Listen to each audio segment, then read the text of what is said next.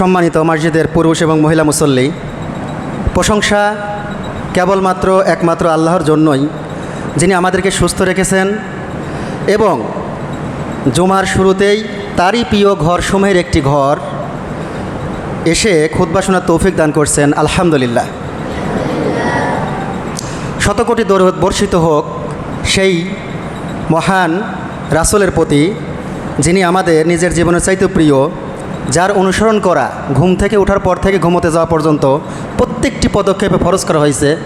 আমরা সেই নবীর প্রতি দরুদ পেশ করছি, আল্লাহুম্মা সাল্লি আলাইহি আল্লাহুম্মা বারিক আলাইহি। কারণ এই নাবী আমাদেরকে শিখিয়েছেন কিভাবে আল্লাহর প্রশংসা করতে হয়, নাহলে আমরা সঠিক প্রশংসা করতে পারতাম না।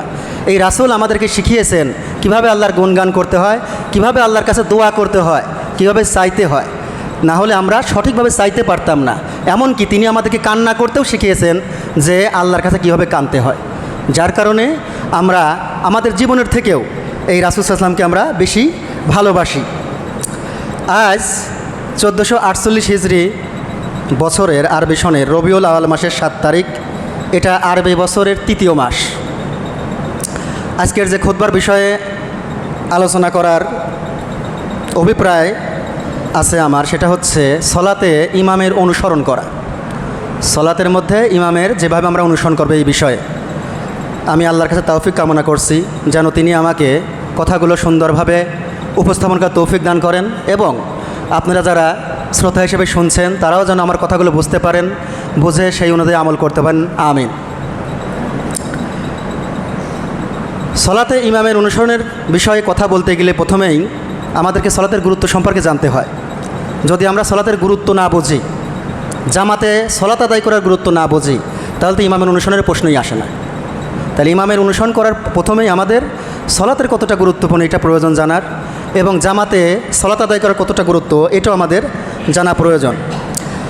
এটা একটু লজ্জারই বিষয় যে আমরা বলি যে আমাদের বাংলাদেশটা মুসলিম দেশ বলা হয় এবং 95% মুসলমানের দেশ বলা হয়, এখানে সংখ্যাগরিষ্ঠ মুসলিম বলা হয়, এবং বাস্তবে আমরা যেটা দেখি সেটা হচ্ছে আমরা ঘুম যখন আমাদের ভাঙে তখন ফজরের আজান শোনা যায়, ফজরের আজান শোনার পরেই ঘুম ভাঙে, এবং আমরা ইশার সালাতের আজান শুনে নামাজ কালাম পড়ার পরে আমরা ঘুমোতে যাই। এবং ঢাকা শহরকে মসজিদের নগরী বলা হয়। সারা বাংলাদেশে লক্ষ লক্ষ মসজিদ আছে, এটা অন্য দেশে বিরল। অথচ সেই 95% মুসলিমের দেশে আমাকে সালাতের গুরুত্ব সম্পর্কে বলতে হচ্ছে। সেই 95% মুসলিমের দেশে, যেখানে কিনা মসজিদের নগরী, মসজিদ বেশি, আমরা কিছু হাঁটাহাঁটি করলেই দেখা যায় একটা মসজিদ, আরেকটু হাঁটলে আরেকটা মসজিদ পাওয়া যায়, গ্রামগঞ্জে হোক অথবা শহরে হোক। অথচ সেই জায়গায় আমাদেরকে সালাতের গুরুত্ব বোঝাতে হয়, আমাদেরকে ইমামের পিছনে নামাজ কীভাবে পড়তে এটার গুরুত্ব বোঝাতে হয়, আমাদেরকে জামাতে সালাত আদায় করার গুরুত্ব বোঝাতে হয়। এটা একটা লজ্জার বিষয়, কারণ আমরা জন্মসূত্রে মুসলিম, আমাদের রক্তের মধ্যে মুসলিম, আমাদের রক্তের মধ্যে তাওহীদ, আমাদের সালাতটাও রক্তে মিশে থাকার কথা ছিল। আমরা ছোটোবেলার থেকেই সালাতটা এইভাবে বোঝার কথা ছিল, কিন্তু আমরা সেভাবে বুঝতে পারি না। যার কারণে আমাদের আলেমদের এবং যারা আমরা শ্রোতা, আমাদের এখনও এগুলো শুনতে হয় যে সালাতটা ইসলামে কত গুরুত্বপূর্ণ, সালাতের গুরুত্ব কত, অথবা জামাতের গুরুত্ব কত। আমি চেষ্টা করব যতটুকু আল্লাহ আমার তৌফিক দিয়ে আমি বোঝাতে। আপনারা অবশ্যই মনোযোগ দিয়ে শোনার চেষ্টা করবেন এবং এখন থেকেই নিয়ত করেন যে এখানে যে কথাগুলো আমার সাথে মিলে যায়, আলহামদুলিল্লাহ, আল্লাহ কাছে তৌফিক কামনা করবো, আল্লাহ আমি এই আমলগুলো যেন এই আমলগুলোর উপর স্থির থাকতে পারি। আর যারা দেখবে যে নতুন বিষয়, যে আমলগুলো আমার করা হচ্ছে না অথবা এই বিষয়গুলো আমার জানা ছিল না, আমরা চেষ্টা করব এখন থেকে নিয়ত করব যে খতিব সাহেব কথাগুলো বললেন, আমি এখন থেকে এটা মেনে চলার চেষ্টা করব ইনশাআল্লাহ। আল্লাহ আমাদের তৌফিক দান করুন, আমিন। প্রথমেই আমি যে বিষয়ে যেতে চাচ্ছি সেটা হচ্ছে সালাতের গুরুত্ব। সালাতের গুরুত্ব সম্পর্কে আমি প্রথমে কোরআন থেকে কিছু আয়াত বলি। সূরা বাকারা সূরা নম্বর 2 আয়াত নম্বর 45 আল্লাহ সুবহানাহু ওয়া তাআলা বলেন, ওয়াস্তাঈনু বিস-সাবরি ওয়াস-সালাহ ওয়া ইন্নাহা লাকাবিরাতুন ইল্লা আলাল খাশিঈন। তোমরা ধৈর্য ও সলাতের মাধ্যমে সাহায্য প্রার্থনা করো। নিশ্চয়ই এই বিষয়টা অত্যন্ত কঠিন বিষয়, তবে তাদের জন্য কঠিন নয় যারা বিনয়ী, তাদের জন্য কঠিন নয় যারা আল্লাহকে ভয় করে, তাদের জন্য কঠিন নয় যারা তাকওয়াশীল, যারা বিশ্বাস করে আমারকে ওই কালের আর একটা জীবন আছে, তাদের জন্য কঠিন নয় এই নামাজ, এই ধৈর্য ধরা, যারা বিশ্বাস করে যে আমার একজন আল্লাহ আছে আর আমি কিনা সেই আল্লাহর সামনে দাঁড়াতে হবে এবং আমার জীবনের পুরো হিস্টোরি তার কাছে প্রকাশ হবে এবং আমাকে তার হিসাব দিতে হবে। যারা এই বিষয়ে বিশ্বাসী, দৃঢ় বিশ্বাসী, তাদের কাছে এটা কোনো বিষয় না। তো তাদের কাছে কঠিন না। আল্লাহ সুবহানাহু ওয়া তাআলা সূরা বাকারা সূরা নম্বর 2 আয়াত নম্বর 238 বলেন, তোমরা সকল সালাতের প্রতি যত্নবান হও, মানে 5 ওয়াক্ত সালাতের উপর যত্নবান হও, বিশেষ করে মধ্যবর্তী সালাত। বেশিরভাগ আলেম বলেন যে মধ্যবর্তী সালাত বলতে আসরের সালাত। তাহলে 5 ওয়াক্ত সালাতের উপর তো আমরা যত্নবান হবই। আমার শরীরকে কেমন যত্নে রাখি, আমি কেমন পরিষ্কার রাখি, কেমন যত্নে রাখি, তা আল্লাহ বলতেছে যে প্রত্যেকটি সালাতের তো প্রতি যত্নবান হতেই হবে, বিশেষ করে মধ্যবর্তী সালাত। মানে এই সালাতের মধ্যে আবার আসরের সালাতটা একটু বেশি গুরুত্ব দাও, কারণ আসরের সালাতের সময় মানুষ বেচা কেনায় ব্যস্ত, আসরের সালাতের সময় বাজার ঘাটে বেচা কেনায় ব্যস্ত, দুনিয়া নিয়ে ব্যস্ত। এই সময় আমি আল্লাহর জন্যে যখনই মুয়াজ্জিন হাইয়া আলাস সালাহ, নামাজের সময় হয়েছে নামাজের দিকে আসো, হাইয়া আলাল ফালা, কল্যাণের দিকে আসো, যখন এটা আমাকে আহ্বান করে আমি তখন তার ডাকে সাড়া দিই, হ্যাঁ আমি সালাতের জন্য আসছি, আমি কল্যাণের দিকে আসতেছি, আমার ব্যবসা বাণিজ্য আমাকে এটা ঠেকাতে পারবে না, আমি এগুলো রেখে আমি চলে যাচ্ছি। আল্লাহ সুবহানাহু ওয়া তাআলা বলেন সূরা আনকাবুত আয়াত নম্বর 45, নিশ্চয়ই সালাত মানুষকে অশ্লীলতা ও মন্দ কাজ থেকে বিরত রাখে। কথাগুলো বলবো, খুব গভীরভাবে মনোযোগ দিয়ে শুনবেন, এবং আমি যে কথাগুলো বলছি চেষ্টা করবো সম্পূর্ণ কোরআন হাদিস থেকে কথা বলার, নিজ থেকে কিছু বলবো না, শুধুমাত্র বোঝানোর ক্ষেত্রে 2-1টা কথা বলবো। তাহলে আল্লাহ এবং রাসূলের কথা বলতেছি। ইমাম শাফিঈ রাহিমাহুল্লাহ উনি বলতেন যে আমরা যখন রাস্তাতে হেঁটে যেতাম, যখন শুনতাম ক্বালা তাআলা ক্বালা রাসূলুল্লাহ, আমাদের কান খাড়া করতাম, কারণ রাসূল এবং আল্লাহর কথা হবে এখানে। যখন আমি মাঝে মাঝেই বিভিন্ন জায়গায় এই উদাহরণ দেই যে আমাদের সমাজে ডিসি সাহেব, টিওনো সাহেব একটু সম্মানিত, যখন তার রুমে যাই আমরা, তখন আমরা চাই যে আমাদের ফোনগুলো যেন না বাজে, ডিস্টার্ব মনে করি, মানে তার সম্মানের খাতিরে আমরা চাই যখন আমরা চেয়ারটা সরাবো যেন শব্দ না হয়, মানে এটা শিষ্টাচারের মধ্যে যায় না। এটা ভালো একজন সুন্দর মানুষ, একজন মর্যাদাবান ব্যক্তির কাছে গেছে, এটা তার বিষয়ে যায় না। যার কারণে আমাদের যদি কাশিও আসে আমরা চাপিয়ে রাখি, কেন? কারণ এই টিওনো সাহেবকে মর্যাদা দিতে চাচ্ছি, তার সামনে আমরা ভালো করে কাশতেও চাচ্ছি না, কাশ যাতে না আসে, এইটা তার মানে হচ্ছে আমরা তাকে খুব মর্যাদা দিচ্ছি। তাহলে আল্লাহ এবং তার রাসূলের যখন কথা হচ্ছে, সেই কথাটা অবশ্যই সমস্ত পৃথিবীর মানুষের থেকে গুরুত্বপূর্ণ বেশি, সমস্ত সৃষ্টির থেকে গুরুত্বপূর্ণ বেশি। তখনও যদি আমি আপনি যেমন তেমন করে শুনি, কোনো গুরুত্ব না দেই, তাহলে আল্লাহকে গুরুত্ব দিলাম না, তার রাসূলকে গুরুত্ব দিলাম না। এখন কি আমাদের সামনে রাসূল আছে? না, এখন রাসূলের কথাগুলো আছে। এই কথাগুলো আমার মাধ্যমে, অন্য খতিব যারাই থাকবে তাদের মাধ্যমে রাসূলের কথাগুলো শোনানো হয়। এখন যদি আপনি সেই খতিবের কথাগুলো গুরুত্ব না দিয়ে শোনেন, তার মানে আপনি রাসূলের কথাকেই যেন অবজ্ঞা করলেন। এজন্য অবশ্যই আমরা যেন খুব সতর্কতার সাথে কথাগুলো একটু গুরুত্ব দিয়ে শুনি। ইনশাল্লাহ যদি আমরা সতর্কতার সাথে এবং গুরুত্ব দিয়ে ভালোবাসার সাথে শুনি, অবশ্যই আশা করা যায় ইনশাল্লাহ আমরা উপকৃত হব। সূরা মারিয়াম আয়াত নম্বর 59, আমি আরবিগুলো মিস করে যাচ্ছি কারণ হচ্ছে সময় যেহেতু পাবো না, এই জন্য।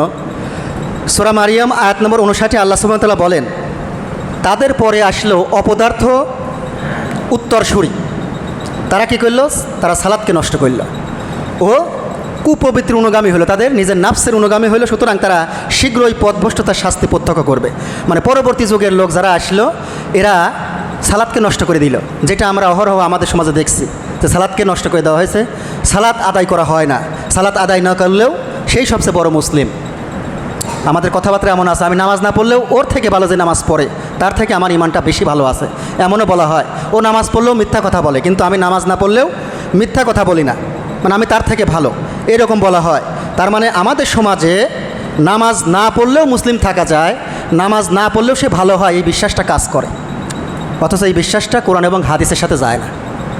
যদি তাই হয়তো নামাজ না পড়লেও ভালো থাকা যায়, তাহলে একটা সাহাবী নামাজ না পড়ে ভালো থাকতো? কোনো সাহাবী একদিন নামাজ না পড়ে ভালো থাকছে এরকম পাওয়া যায় না। এমনকি ওমর রাদিয়াল্লাহু তাআলা যে কিনা জান্নাতের টিকিট পাইছে, 10 জন সাহাবীর মধ্যে সে একজন, আবু বকর, ওমর, ওসমান, আলী, তারপরেও এই সংবাদ জানার পরেও যে জান্নাত পাবো, তারপরেও তারা নামাজের প্রতি বিশেষ যত্নবান, কারণ তারা বিশ্বাস করতো, তাদের বিশ্বাস ছিল এইটা, তারা রাসূল থেকে জানছে যে যার নামাজ নাই তার ইসলামে কোনো অংশ নাই, তাদের বিশ্বাস এইটা ছিল। আর আমরা বিশ্বাস করি নামাজ পড়ি তাতে কি হয়েছে, আমি মুসলিম, কারণ আমি মুসলিম ঘরে জন্ম নিয়েছি। যদি আমি আপনি নামাজ না পড়েও মুসলিম হই, তাহলে যে হিন্দুর বাচ্চা, তার সমস্যা কোন জায়গা? সেও তো আল্লাহর সন্তুষ্টি অর্জন করার কথা, কারণ সে তো জন্মসূত্রে হিন্দু। আমি যদি জন্মসূত্রে মুসলিম হয়ে যদি আমার জন্য জান্নাত অপেক্ষা করে, তার দোষ কোন জায়গা? সে যদি মুসলিম ঘরে জন্ম দিত সে জান্নাত পেত। যদি আমাদের কথাটা এরাই হয় যে মুসলিম হলেই জান্নাত পাওয়া যায়, তাহলে তো হিন্দুর দোষ কোন জায়গা? সে তো আল্লাহকে বলে নাই আল্লাহ আমাকে হিন্দু ঘরে জন্ম দেন। তো এই জন্য আমাদেরকে মুসলিম হিসেবে জন্ম না, মুসলিম হতে হবে। আল্লাহ সুবহানাহু ওয়া তাআলা বলছে কি, যে তোমরা মুসলিম না হয়ে মৃত্যুবরণ করো না। আচ্ছা, আমি আলোচনায় আসি। এখন আমি কোরআন থেকে একটু বোঝাতে চাইলাম আর কি, যে আসলে সলাতের কতটা গুরুত্বপূর্ণ। এবং আল্লাহ সুবহানাহু ওয়া তাআলা সূরা মরিয়মের যে আয়াতে বললেন যে যারা সালাতকে বিনষ্ট করলো তারা পথভ্রষ্ট। এখন আমি আপনাদের হাদিস থেকে কিছু শোনাই সালাতের গুরুত্ব সম্পর্কে। এই হাদিসটা পাবেন সহিহ বুখারী হাদিস নাম্বার 8, সহিহ মুসলিম হাদিস নাম্বার 16। রাসূল সাল্লাল্লাহু আলাইহি ওয়াসাল্লাম বলেছেন, ইসলামের ভিত্তি 5টি বিষয়ের উপর প্রতিষ্ঠিত। ইসলাম দাঁড়িয়ে আছে 5টা পিলারের উপরে, 5টা খুঁটির উপরে। প্রথমটা হচ্ছে এই সাক্ষ্য দেওয়া যে আল্লাহ ছাড়া সত্যিকার কোনো ইলাহ নেই এবং মুহাম্মদ সাল্লাল্লাহু আলাইহি ওয়াসাল্লাম আল্লাহর বান্দা এবং রাসূল। এই পিলারটা পূরণ করার পরে দ্বিতীয় পিলার সালাত কায়েম করতে হবে। সালাত কায়েম করার পরে 3 নম্বর পিলার যাকাত আদায় করতে হবে এবং 4 নম্বর পিলার হজ করা এবং 5 নম্বর পিলার রমজানের সিয়াম পালন করা। এই 5টা পিলার আমার আপনার মধ্যে থাকতে হবে, তাহলে ইসলাম দাঁড়িয়ে আছে। সহিহ মুসলিম হাদিস নাম্বার 82, নবী করিম সাল্লাল্লাহু আলাইহি ওয়াসাল্লাম বলেছেন, ইন্না বাইনার রজুল, নিশ্চয়ই বান্দা, ওয়া বাইনা শিরক এবং শিরিক, একজন বান্দা এবং শিরিক, ওয়াল কুফর এবং কুফর, বান্দা শিরিক আর কুফরের মধ্যে পার্থক্য হচ্ছে তার কাজ সালাত ছেড়ে দেওয়া। এই হাদিসটা সহিহ মুসলিম 82 নম্বর হাদিস। স্পষ্ট কথা, রাসূল সাল্লাল্লাহু আলাইহি ওয়াসাল্লাম যেই দিনটা আমাদের সামনে রেখে গেছেন সেইটা একেবারে তার রাতটাও দিনের মতো পরিষ্কার।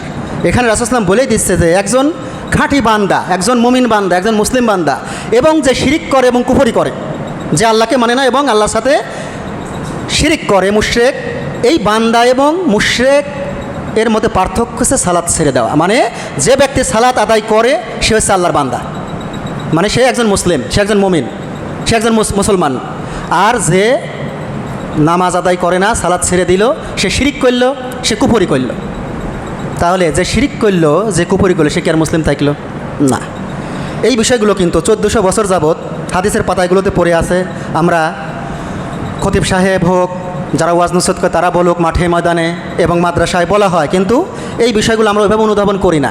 আমরা তারপরেও মনে করি না মুসলিম ঘরে জন্মগ্রহণ করছি, তাই বলে কি আমি হচ্ছে এখন ইমান নাই তাই। অথচ আমরা প্রতিনিয়ত ইমান ভাঙার কাজ করি, কথার মাধ্যমে হোক, বিশ্বাসের মাধ্যমে হোক, কাজের মাধ্যমে হোক। এই জন্য আপনাদের যাদের কান পর্যন্ত এই কথাগুলো গেল, তারা অবশ্যই বিষয়টা একটু গুরুত্বের সাথে নেবেন যে একজন খাঁটি বান্দা, মুসলিম বান্দা, আর একজন মুশরিক যে শিরিক করে এবং একজন কুফরি করে, যে আল্লাহকে অস্বীকার করে, এটার পার্থক্য হচ্ছে সালাত। সালাত যে ছেড়ে দেবে ইচ্ছাকৃতভাবে, মানে এখন সামনে আসরের সালাত আছে, এই আসরের সালাত আমি ইচ্ছা করে পড়লাম না, সে আর মুসলিম অবস্থায় নেই, তাকে আবার তাওবা করতে হবে, আবার কালিমা পড়তে হবে, তারপর আবার শুরু করা লাগবে। আমাদের সমাজে দেখা যায় যে সারা বছর খবর নাই, রমজান মাস আসলেই মসজিদে খুব ভিড় পড়ে যায়, তারা কিন্তু তাওবাও করে না, শুধু এসে নামাজ শুরু করে। কারণ তাদের তো এই জ্ঞানটাই হয় নাই যে এতদিন সে কিন্তু মুসলিম অবস্থায় ছিল না। এটা আমার কথা বলতেছি না, আমি রাসূলের কথা বলতেছি। আল মুজামুল আউসাত তাবরানি হাদিস নাম্বার 7827 এবং সুনানাত তিরমিজি হাদিস নাম্বার 413, রাসূল সাল্লাল্লাহু বলেন যে কিয়ামতের দিন বান্দার আমলসমূহের মধ্যে সর্বপ্রথম তার সালাতের হিসাব নেওয়া হবে। তাহলে প্রথম আমাদের যে আমল, আমরা যত আমলই করি, এই আমলগুলোর মধ্যে সবচেয়ে প্রথম ক্যাটাগরি, প্রথম যেটা শুরু করবে আল্লাহ হিসাব নেওয়া, সেটা হচ্ছে সালাত। তাহলে যার জীবনে সালাতই নাই, তার হিসাব শুরু হবে কি দিয়ে? এখন তার তো হিসাব নাই, হিসাব প্রয়োজনই নাই। যদি তার সালাত সঠিক হয় তবে তার অন্যান্য সমস্ত আমলও সঠিক বলে গণ্য হবে। আর যদি তার সালাত নষ্ট হয়, যদি তার সালাত কবুল করা না হয়, তবে তার অন্যান্য সমস্ত আমলও নষ্ট বলে গণ্য হবে। তাহলে যার সালাত আছে তার অন্যান্য ইবাদত আছে।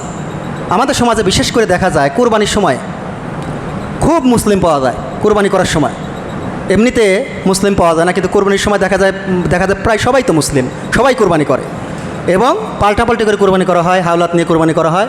অথচ সেই লোকই ফজরের নামাজ পড়ে না যেদিন কোরবানি করে, এবং সে মনে করে যে বিশাল একটা ইবাদত করতেছে, অথচ সে মুসলিম থাকার জন্য যে ইবাদত, সেই ইবাদতই করে না। আর যেটা নফল বিষয়, যেটা সোয়াবের বিষয়, সেই বিষয় নিয়ে মারামারি এবং একজন আরেকজনের সাথে বাহাস, এগুলো করা হয়। অথচ সে বুঝতেই পারে না তার আমলগুলো কোনো প্রয়োজন নেই আল্লাহর কাছে। কারণ আল্লাহর সাথে সংযোগ করার, আল্লাহর সাথে যোগাযোগ হওয়ার জন্য যেই মূল যে আমলটা, সেটা হচ্ছে সালাত, সেটাই তার জীবনে নাই। তার জীবনের অন্য কোনো আমল আল্লাহর কাছে কোনো গুরুত্বই নাই। বলা হবে কি যে ওর কপালের ঝুঁটি আর পাও ধরে জাহান্নামে ফেলে দাও, ওর দরকার নেই, দেখার দরকার নেই আর কোনো কিছু। আর যদি তার সালাত মোটামুটি কোনোভাবে কবুল হয়ে যায়, তখন আল্লাহ বলবে ঠিক আছে তার জাকাতটা দেখাও তো, তার সিয়াম দেখাও এবং বলবে পৃষ্ঠা উল্টাও, সমস্যা অত বেশি দেখার দরকার নাই, কারণ তাকে সহজ হিসাব নেওয়া হবে, সালাতে পাশ করছে। এই জন্য আমাদের একটু ভেবে দেখা উচিত। আচ্ছা, সালাত আদায় করলে দেখেন, যদি আমরা 5 ওয়াক্ত সালাত আদায় করি তাহলে আমাদের আর কোনো গুনাই থাকে না সারাদিনে। এই হাদিসটা পাবেন সহিহ বুখারী হাদিস নাম্বার 528 এবং সহিহ মুসলিম 667। রাসূল সাল্লাল্লাহু বলেছেন, আচ্ছা তোমাদের কারো বাড়ির দরজায়, বাড়ির সামনে যদি একটা নদী থাকে, কারো বাড়ির সামনে যদি পুকুর বা নদী থাকে, আর সে যদি প্রতিদিন ওই নদীতে 5 বার গোসল করে, তাহলে তার গায়ে কি, তার শরীরে কি আর ময়লা থাকার কথা না? 1 বার 2 বার গোসল করলে তো ময়লা থাকার কথা না, কিন্তু নিয়ম করে যদি 5 বার একটা টাইম নির্দিষ্ট করে দেয়, 5 বার গোসল করলাম, তাহলে আর ময়লা থাকার কথা না। তার রাসূল সাল্লাল্লাহু বলছেন 5 ওয়াক্ত সালাতের উদাহরণটা এইরকমই, যে যত সগীরা গুনাহ, যত ছোটো গুনাহগুলো আছে অটোমেটিক এই সালাতগুলো আদায় করার কারণেই আল্লাহ মাফ করে দেবে। তাহলে আমরা যদি 5 ওয়াক্ত সালাতটা নিয়ম মতো পড়ি, তাহলে প্রতিনিয়ত আমরা যে গুনাহ করি, কথার মাধ্যমে হোক, চলাফেরার মাধ্যমে হোক, কাজের মাধ্যমে হোক, এগুলা অটোভাবে মাপ, ক্ষমা পাবো আল্লাহর কাছে।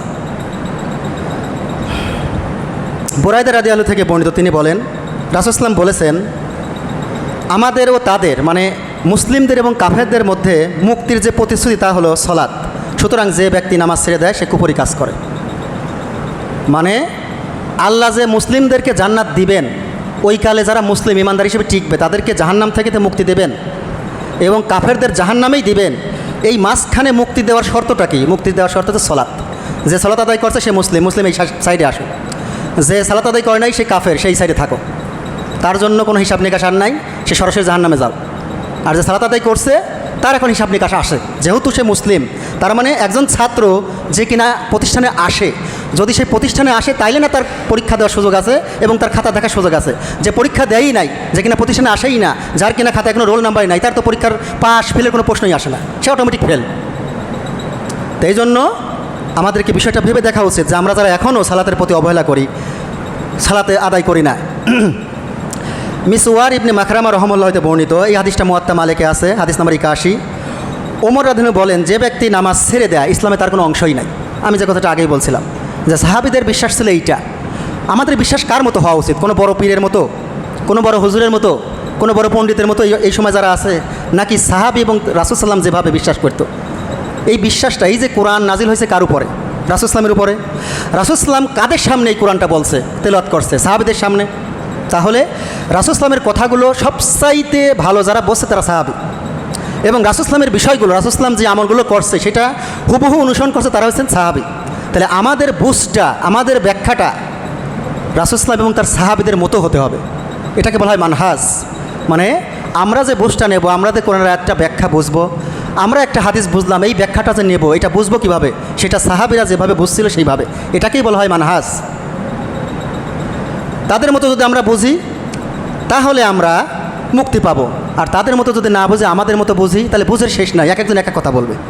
সেই জন্য উমার, যে কিনা দ্বিতীয় খলিফা, যে কিনা জান্নাতের সার্টিফিকেট প্রাপ্ত একজন মানুষ, তিনি বলতেছেন যে ব্যক্তি নামাজ ছেড়ে দেয় ইসলামে তার কোনো অংশই নাই, তার মানে সে আর মুসলিম নাই। এবার আসেন জামাতে সালাত। আমি একটু বোঝানোর চেষ্টা করলাম কোরআন এবং হাদিস থেকে যে সালাতের আসলে গুরুত্ব কত। আমরা বুঝতে পারলাম আসলেই সালাতের গুরুত্ব, এবং সালাত আদায় না করলে আমি আর মুসলিম থাকি না। এটা আমি বলার পরেও যদি আপনারা না মানেন সেটা আপনাদের ব্যাপার, আপনাদের ভাগ্যের বিষয়। আমি এখানে কথাগুলো বললাম, যারা কথাগুলো পজিটিভ নেবে, আল্লাহ সুবহানাহু ওয়া তাআলা সূরা শামসের মধ্যে বলছেন যে নিজেকে সংশোধন করলো সেই প্রকৃত মানে বুদ্ধিমান, যে নিজেকে সংশোধন করলো, আত্মসংশোধন। তাহলে আমরা যদি আজকে এই কথাগুলো শুনে যদি নিজেকে সংশোধন করি, তাহলে আজকে আমাদের খুতবা শোনাটা গুরুত্ব হইল, এবং এটা আল্লাহর তৌফিক পেলাম আমরা, যে আমরা জিনিসটা বুঝতে পারলাম। আর যদি আমরা এই কথা শোনার পরেও আগের মতোই, না খতিব সাহেব বলেই থাকে, হুজুররা বলেই থাকে, কি বলে না বলে, আমরা তো মুসলিমই, একদিন জান্নাতে যাবই, আল্লাহ রহমানের রাহিম, তিনি মাফ করবেন।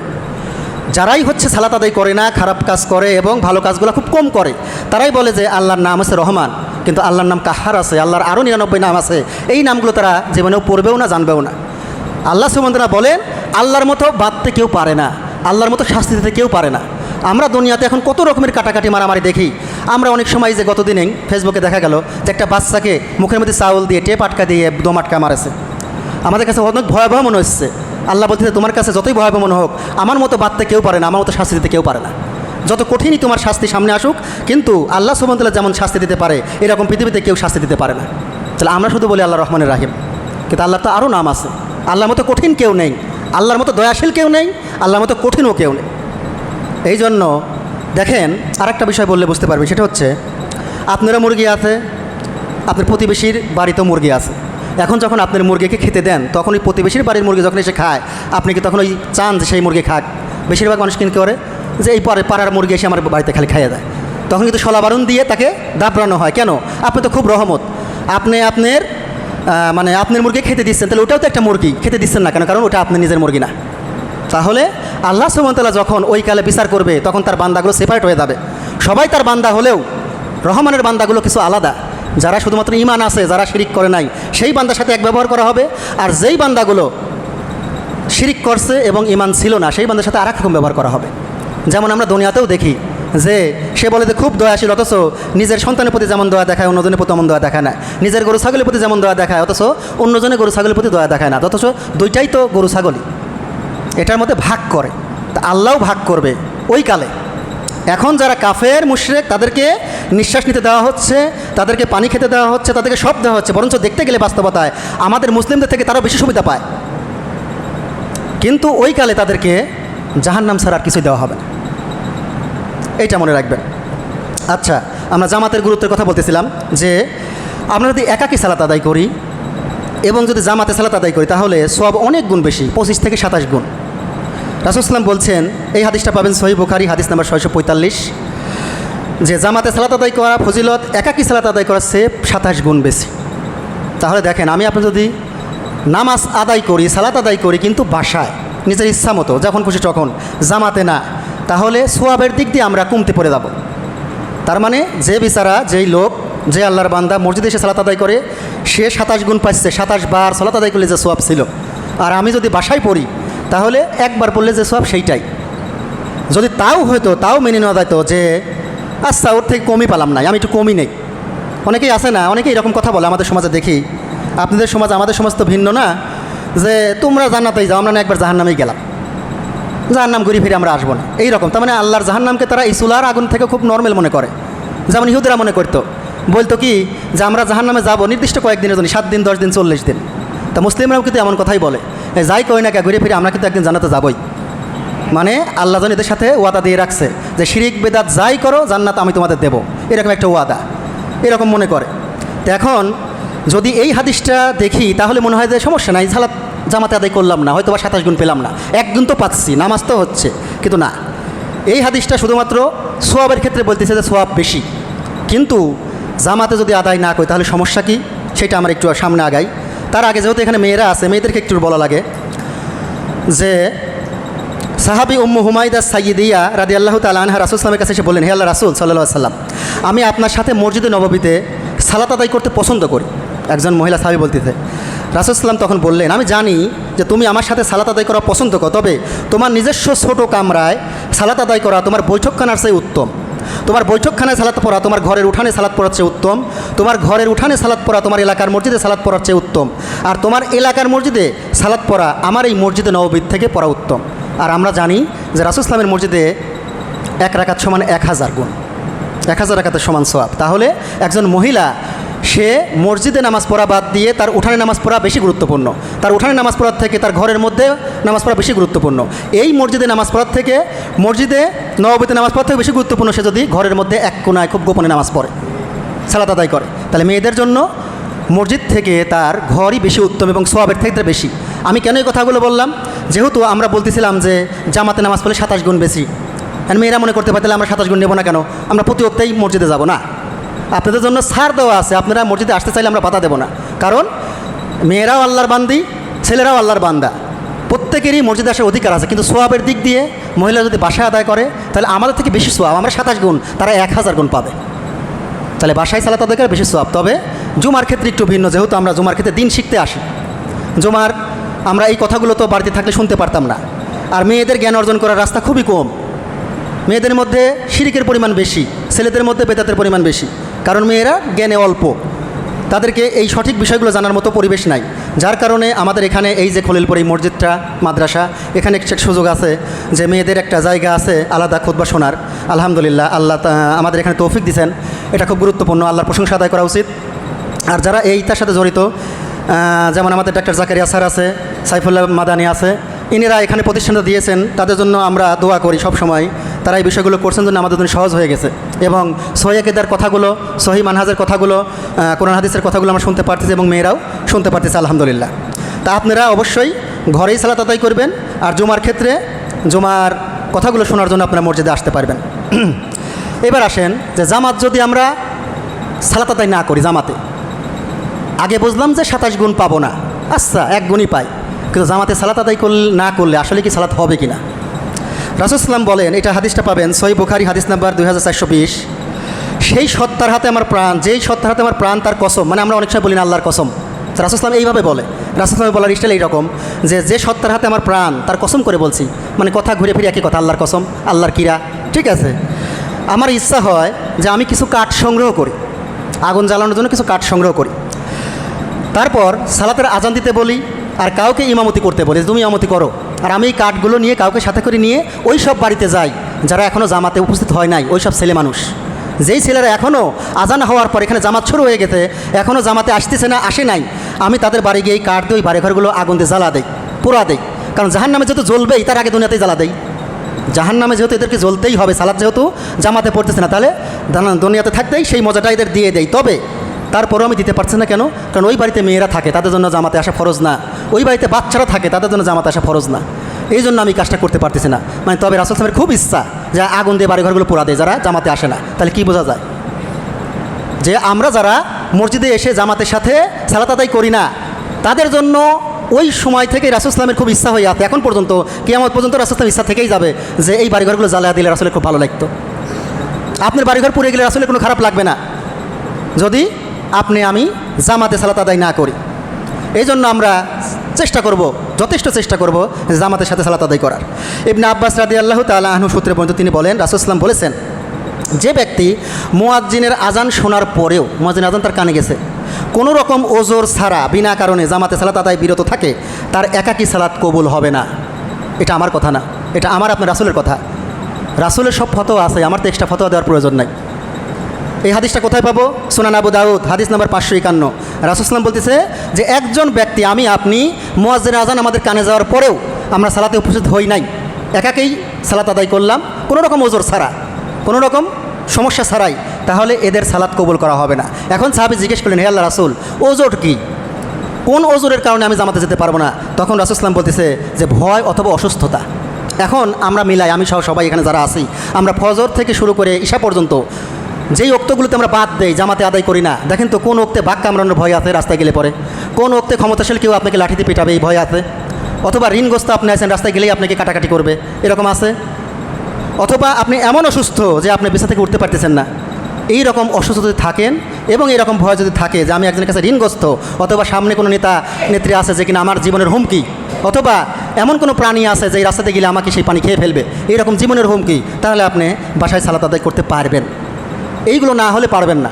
এখন আমার সাথে আপনার সাথে মিলে দেখেন, যারা আমরা জামাতে সালাত আদায় করি না কেন, ভাই কাজে ব্যস্ত হয়ে গেছিলাম তাই জামাতে আসি নাই, কি সুন্দর ওজোর, ভাই কাস্টমার আসছিল ওই কাস্টমারের কাজটা শেষ করতে জামাত ছুটে গেছে, কি সুন্দর ওজোর। অথচ আপনি এই নামাজ, যেই নামাজে আপনি অবহেলা করছেন, যেই নামাজটা গুরুত্ব না দিয়ে আপনি জামাত পরে পড়ছেন, অনেকেই তো আছে। এক ভাইকে আমাদের ওখানে বললাম, ভাই ঈশান নামাজ শুরু গেছে যাবেন না? সে হচ্ছে ফার্মেসির দোকান, বলছে ভাই বাসায় যায় একবারে পড়ে নেব। বাসায় যা পড়ে মানে আমার নামাজ আমার ইচ্ছা, আল্লাহর কি আসে যায়, আমি যখন খুশি তখন পড়ব, আমি আল্লাহকে নামাজ দিচ্ছি তাই তো কত না, মানে আমাদের ভাবভঙ্গি এমন। অথচ আল্লাহ বলতেছে নির্দিষ্ট সময়ে সালাত ফরজ করা হয়েছে। আপনার ওই নামাজ আল্লাহর কোনো আসে যায় না, পছন্দ না, দরকার নেই। আপনি কি মনে করেন, আমি কি মনে করি আল্লাহকে সুবহানাল্লাহ বললাম আল্লাহ পবিত্র হয়ে গেছে? আমরা কি মনে করি যে আল্লাহকে আল্লাহ আকবার বললে আল্লাহ মহান হয়ে যায়? না, আপনি আল্লাহ আকবার বললে আল্লাহ মহান হয় না, আল্লাহ আগে থেকে মহান ছিল। আপনি আল্লাহকে সৃষ্টিকর্তা বা খালেক বললে আল্লাহ সৃষ্টিকর্তা হয়ে যায় না, আল্লাহ প্রথম থেকেই সৃষ্টিকর্তা ছিল। আপনি রহমান রহিম বললে আল্লাহ রহমান রহিম হয়ে যায় না, আল্লাহ প্রথম থেকে রহমান রহিম ছিল। তাহলে রাসূল সাল্লাল্লাহু বলতেছে যে তোমাদের মধ্যে যারা সবচাইতে ভালো মানুষ, এইরকম ভালো মানুষ যদি সারা পৃথিবীর সবাই হয়ে যায়, সবাই এক মাঠে একখানে হয়ে যদি আল্লাহকে ডাকতে থাকো, তাতে আল্লাহর ভান্ডার থেকে কিছুই কমবে না, আল্লাহর কিছুই আসা যায় না, মানে আল্লাহ মর্যাদা বেড়ে যাবে না। মানে আমরা পৃথিবীর কোটি কোটি মানুষ আল্লাহর বলা শুরু করলাম সুবহানাল্লাহ সুবহানাল্লাহ আলহামদুলিল্লাহ, তাতে আল্লাহর মর্যাদা 1%ও বাড়ল না, কিছুই না, আল্লাহর মর্যাদা আগে থেকেই বাড়তেই ছিল। আমরা পুরা পৃথিবীর মানুষ আল্লাহকে গালাগালি শুরু করলাম, আল্লাহর সাথে শিরিক শুরু করলাম, তাতে আল্লাহর 1% ক্ষয়ও হবে না, কারণ আল্লাহর কোনো ক্ষয় নাই। আল্লাহ আমাদের মুখাপেক্ষী না, ওয়ালাম ইয়াকুল্লাহু কুফুয়ান আহাদ, আল্লাহু সামাদ, আল্লাহ কারো মুখাপেক্ষী না। এই জন্য এই সালাতটা আমার আপনার জন্য। আপনি কাকে দেখাচ্ছেন? আমরা বলতেছি কাজের ব্যস্ততা, এই সমস্যার কারণে আমরা জামাতে যেতে পারি নাই। আপনি এই সালাত আদায় করে কীভাবে জান্নাত নিতে চান? আপনি নিজে হিসাব করেন। আপনার কাছে যদি খাতাটা দেওয়া হয়, আপনি খাতা দেখেন আর হিসাব করে বলেন যে আমি জান্নাতে যেতে পারি না। আপনি নিজেই বলবেন না, যে নামাজ পড়ছেন তাতে আমার জান্নাত দেওয়ার মতো অবস্থা হয় না। তাহলে আল্লাহ কীভাবে আপনাকে জান্নাত দেয়? আপনি আমি এমনিতেই সালাত যখন পড়ি তখন মন অন্যদিক চলে যায়, এইদিক সেদিক তাকাই।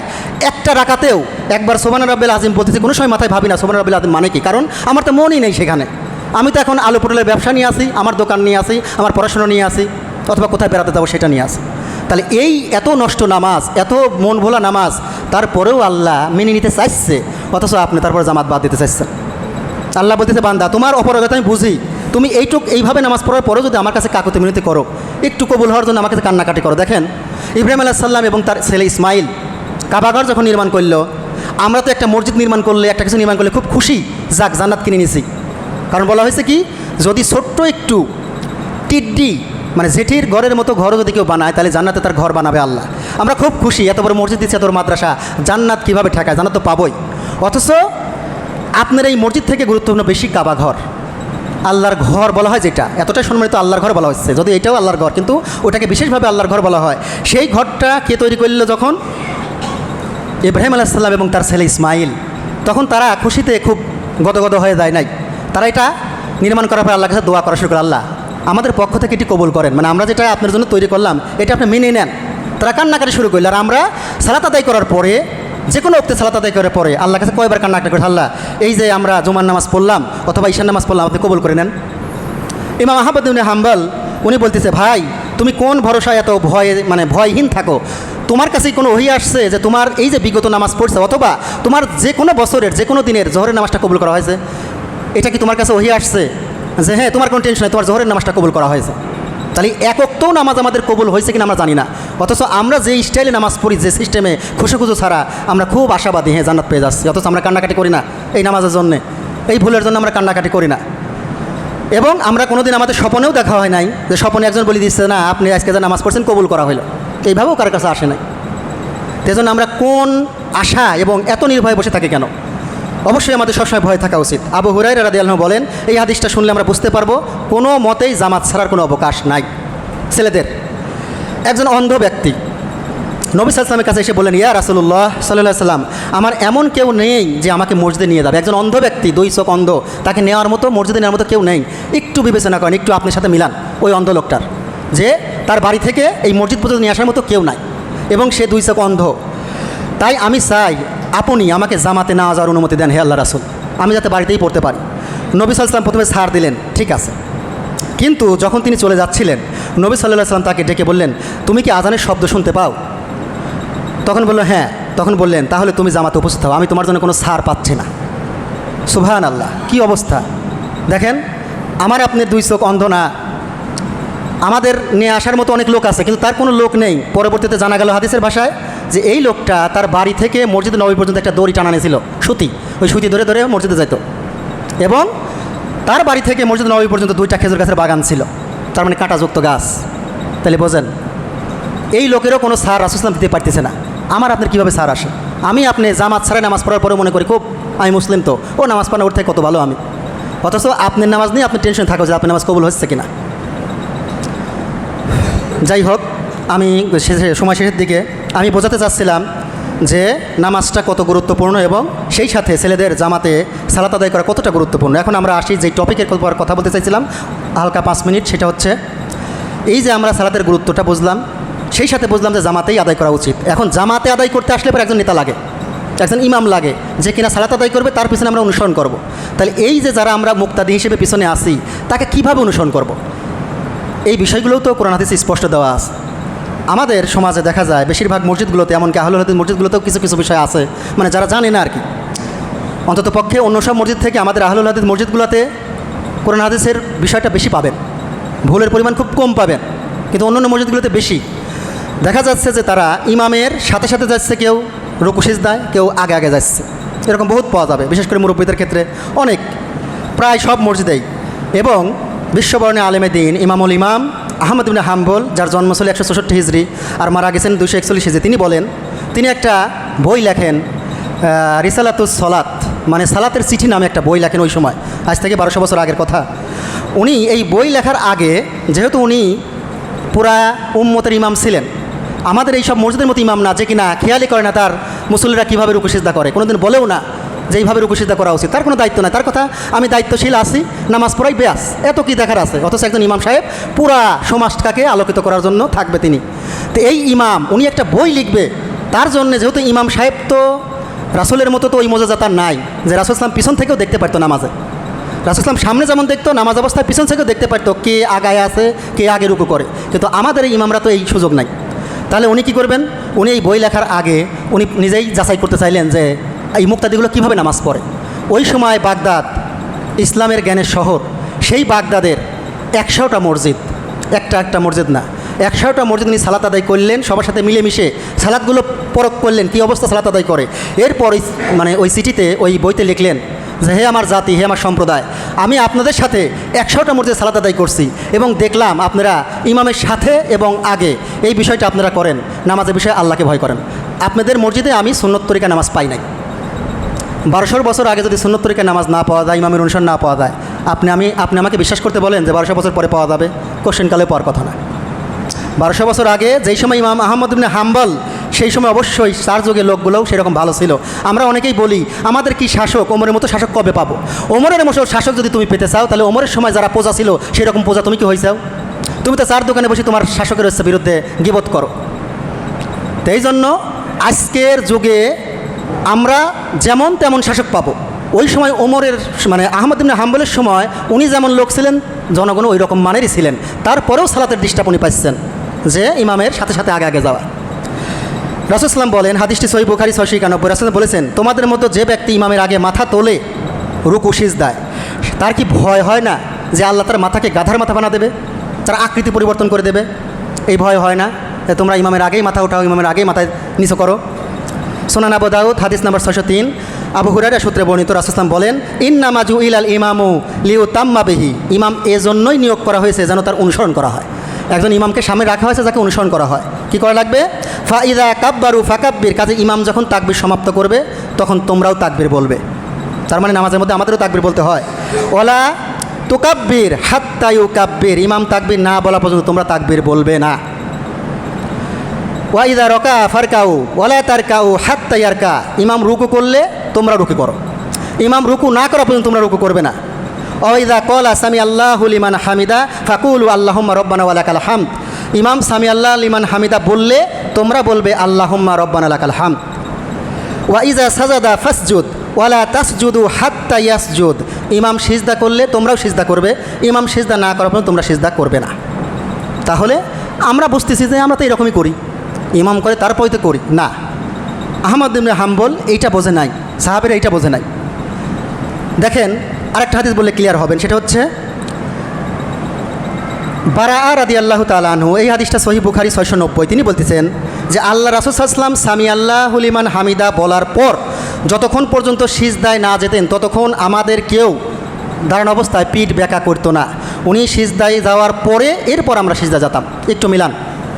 আল্লাহ রাসূল বলতেছে যখন ইমাম তাকবীর বলবে তার তাকবীর সমাপ্ত হবে, তারপর তোমার তাকবীর বলবে। যখন ইমাম রুকুতে যাবে তার রুকুতে যাওয়া শেষ হবে, তারপর তোমরা আল্লাহু আকবার বলবে এবং রুকুতে যাবে। এইটা বোঝাচ্ছে সাহাবীরা যে রাসূল সাল্লাল্লাহু আলাইহি ওয়াসাল্লাম সিজদায় চলে গেছে, তার সিজদা শেষ, তার তাকবীর শেষ, এখন আমরা পিঠ বাঁকা করি নাই, দাঁড়াই আছি। এইবার আমরা পিঠ বাঁকা শুরু করলাম। এখন মিলান তো আমরা যারা নামাজ পড়ি এভাবে পড়ি কিনা? কারণ আমাদের পিছনে আমরা যারা থাকি তাদেরকেও তো আল্লাহু আকবার বলতে হয়, তাই ইমামের আল্লাহু আকবার তো শেষ হতে দেন না আপনি। কারণ আপনি যখন ইমামের সাথে যাবেন তখন তো আপনি ইমামের আল্লাহু আকবার শেষ হতে দেবেন না। আমি বললাম যে আব্দুল্লাহ তুমি এখান থেকে ওই বইটা নিয়ে আসবে, যখনই কথা বলবো বই নিয়ে আসবে। তা আমি বললাম আব্দুল্লাহ, শেষ, আব্দুল্লাহ দৌড় মারল বই নিয়ে আসার জন্য, তাহলে আমার কথাই শেষ হইল না। তাহলে ইমাম আল্লাহু আকবার বলা তার শেষ হবে। আহমদ ইবনে হাম্বল এটাই বলতে চাচ্ছেন ওই বইতে যে ইমামের আল্লাহু আকবার র, বাংলায় র অথবা আরবিতে র, এই রটা শেষ হবে আমি শুনছি, এরপর আমার শুরু, আমি আল্লাহু আকবার বলবো এবং রুকুতে যাব। ইমাম সামি আল্লাহু লিমান হামিদা হা, বাংলায় হ, এইটা শেষ হয়েছে আমি শুনছি, এবার আমার শুরু, আমি ততক্ষণে সুবহান রাব্বিল আযীম পড়েই যাচ্ছি, আমার টেনশন নাই, কারণ ওনার শেষ হোক আমি তখন পড়তে থাকবো। এইবার আমি উঠলাম, তারপর বলতেছি আল্লাহুম্মা রব্বানা লাকাল হামদ।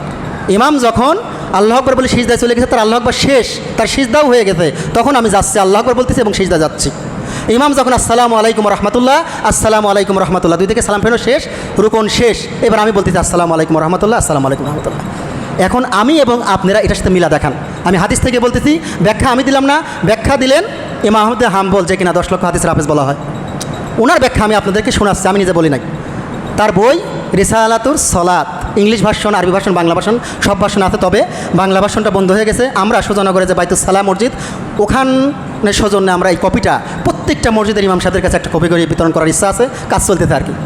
আল্লাহ কাছে দোয়া করবেন যাতে এই কাজটা আমরা করতে পারি। তাহলে এই বিষয়টা, তাহলে আমরা দেখা যাচ্ছে যে এই বিষয় দেখলে পরে যে আমাদের সালাত কিন্তু হয় না হাদিসের ভাষায়। কারণ রাসূল সাল্লাল্লাহু আগেই বলছে তোমাদের ভয় হয় না যে তোমরা ইমামের আগে রুকু সিজদা করো। আমরা মনে করছি ইমাম তো রুকুত গেছেই না, আপনি ইমামের কথা শেষ না হতেই আপনি যাচ্ছেন, তার মানে ইমামের আগে গেছেন। এটা আমি বলতেছি না, আহমদ বিন হাম্বল বলতেছে যে রাসূল সাল্লাল্লাহু যে হাদিসে বলতেছে যে ইমামের আগে গেলে মাথা গাধার মাথা হবে, সেটা কোনটা? ওই যে তুমি আল্লাহু আকবার শেষ করতে দিলে না, ওই যে সামি আল্লাহু লিমান শেষ করতে দিলে না, ওই যে তুমি আসসালামু আলাইকুম শেষ করতে দিলে না, তার আগেই তুমি শুরু করলে, তার মানে তুমি ইমামের আগে গেছাও, তোমার নামাজ হবে না। এটা আমার কথা না, আহমদ বিন হাম্বলের কথা। এবং উনি বলতেছে, ওনার কথা আমি বলতেছি যে কোনো ওজোর নাই, কেউ যদি 3 রাকাত ঠিক করে 4 নম্বর রাকাতেই কাজ করে তার নামাজ হবে না, তার কথা, আমার কথা না। উনি বলতেছে যে না, একজন তো জানে না এই বিষয়। উনি বলতে জানলো না কেন? সে এতদিন যাবৎ নামাজ পড়ে, নামাজের বিষয়ে সে জানলো না কেন? এটা তার ওজোর হবেই না, আল্লাহর সামনে সে বলতে পারবে না। এটা তার কথা, তার ফতোয়া, আমি বলতেছি। আল্লাহ ভালো জানে আল্লাহ কাকে মাফ করবে না করবে, কিন্তু উনি বলতেছে জানলো না কেন? জানা উচিত ছিল। কারণ একজন যখন নামাজ শুরু করে তার নামাজের প্রত্যেকটি বিষয় তা জানা উচিত। এই জন্য আমরা চেষ্টা করব লাস্ট একটা হাদিসের অল্প একটু বলেই শেষ করে দিচ্ছি, সময় শেষ এবং বাড়তি সময় নিয়ে ফেলছি, আমি তার জন্য দুঃখিত। সেটা হচ্ছে যে সহিহ মুসলিম 404 নম্বর হাদিস রাসূল বলছেন যে ইমাম তোমাদের আগেই যাবে রুকুতে এবং তোমাদের আগেই উঠবে। এই যে ইমাম রুকুতে আগে চলে গেল, তার মানে ইমাম আগে গিয়ে সুবহান রাব্বিল আযীম পড়তেছে না, আর আমি তো দাঁড়াই আছি, তার মানে আমি ইমামের সুমর ধরতে পারলাম না। উনি তো সুবহান রাব্বিল আযীম 2বার বলে ফেললো। এইবার আমি গেছি, ইমাম উঠে গেছে আমার আগে, তাহলে ইমাম উঠে গেছে, আমি কিন্তু আসি, আমি সুবহান রাব্বিল আযীম পড়তেইছি। তাই রাসূল বলতেছে এই যে ইমাম আগে গেছে আর তোমরা পরে গেছাও, ইমাম আগে উঠছে তোমরা পরে উঠছাও, মাঝখানে সমান সমান সবাই একই সমান। কারণ উনি আগে বলছে কথা সুবহান রাব্বিল আযীম, তোমরা পরে শুরু করছাও, উনি আগে শেষ করছে তোমরা পরে শেষ করতে চাও, ঘুরে ফিরে তারও 5বার 3বার, তোমারও 5বার 3বারই হচ্ছে। এত স্পষ্টভাবে হাদিসগুলো থাকার পরেও আমাদের সমাজে দেখা যায় যে আমরা ইমামের এইভাবে অনুসরণ করি না। এই জন্য আমি আজকে কথাগুলো বললাম, আপনাদের যদি যাচাই করার প্রয়োজন হয়, যেহেতু এখানে যারা আমরা থাকি আমাদের সবাই যাচাই করি এই জায়গায় আসছি। অবশ্যই এমন হবে না যে খতিব সাহেব কথাগুলো বলে আর মেনে নেব না। আমি বেশিরভাগ দেখে কথা বলা পছন্দ করি, যাতে বাড়তি কথা না বলা হয়, এবং হাদিস নাম্বারগুলো দিয়েই কথা বলি। এই জন্য হাদিস নাম্বারগুলো বলা আছে, রেকর্ডিং করা হলে আপনারা এগুলো দেখবেন, এবং আহমদ বিন হাম্বলের যে বই এটাও সংগ্রহ করে দেখবেন যে এইরকম কথা আসছে। এই জন্য আমি সবাইকে আহ্বান করব যে যারা আজকে কথাগুলো শুনলেন, মহিলারা এবং পুরুষ সবাই, অবশ্যই জামাতে যখন সালাত আদায় করবো আমরা ইমামের পাই টু পাই অনুসরণ করবো, কারণ আমাদের সালাত কবুল হওয়া লাগবে। কারণ আমাদের এই সালাতটা দিয়ে আমরা জান্নাত নিতে চাই।